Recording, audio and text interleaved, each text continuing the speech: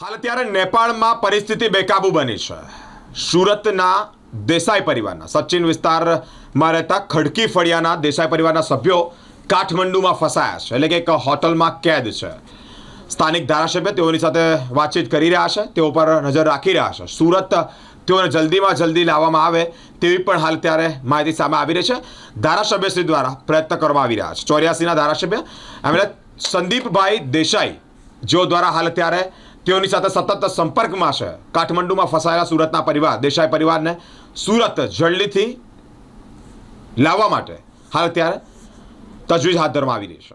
ખમીર નીતિનભાઈ દેસાઈ, હું મૂળ ઓલપાડનો રહેવાસી છું, પણ હાલ અમે જંગીરપરા જલારામનગર ખાતે રહીએ છીએ. કઈ રીતની સ્થિતિ છે ત્યાં અત્યારે, શું જોવા મળી રહ્યું છે? જો અમને આજની સ્થિતિ નહીં, અમે જે દિવસે આપણે નવી દિલ્હી થી કાઠમંડુના ત્રિભુવન ઇન્ટરનેશનલ એરપોર્ટ પર અમે આગમન કર્યું ત્યારથી અત્યાર સુધીમાં શહેરના અનેક વિસ્તારોમાં બહુ ભયંકર સ્થિતિ હતી.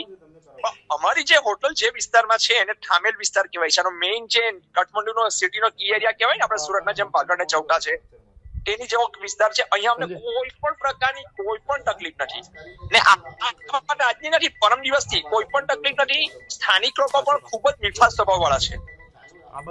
સ્થાનિક લોકોના પણ ભાવની કર્યો સંપૂર્ણ સહકાર હોય છે. હોટલનો સ્ટાફ પણ એક પરિવારના સદસ્યની જેમ. બીજા ગુજરાતી કેટલા લોકો છે ત્યાં, કયું કઈ? જો એક મને ઓફિશિયલી આપણી એમ્બેસીમાં જાણકારી મળી ને, તો બીજા ગુજરાતીઓ ઘણા લોકો છે. એરપોર્ટ પર બી 20 જણનું ગ્રુપ અમદાવાદનું ઓટો આવ્યું હતું. બીજા 4-5 જણનો પણ કાલે વિડીયો આવ્યો હતો. અમારી હોટલમાં ગુજરાતીઓમાં અત્યારે કૈલાસ માનસરોવરથી ગ્રુપ આવ્યું છે, કચ્છના ગાંધીધામના છે. તો તમને સંપર્ક કર્યો સરકારે, કઈ રીતનો? ગુજરાત સરકારે? હા, ગુજરાત સરકારમાં આપણા જે સુરતની જિલ્લા કલેક્ટર ઓફિસ છે ને, એમાં પેલું આપણું એ આવે ને, શું કહેવાય, ડિઝાસ્ટર મેનેજમેન્ટ, એમાંથી ગાંધીનગરથી પણ ફોન આવ્યો હતો. ગઈકાલે જિલ્લા કલેક્ટર ઓફિસમાંથી પણ ફોન આવ્યો હતો. આપણા ઓલપાડના ધારાસભ્ય અને વન અને પર્યાવરણ મંત્રી મુકેશભાઈ પટેલના પણ ગઈકાલે સવારે મારી પર 2 વાર ફોન આવ્યા હતા.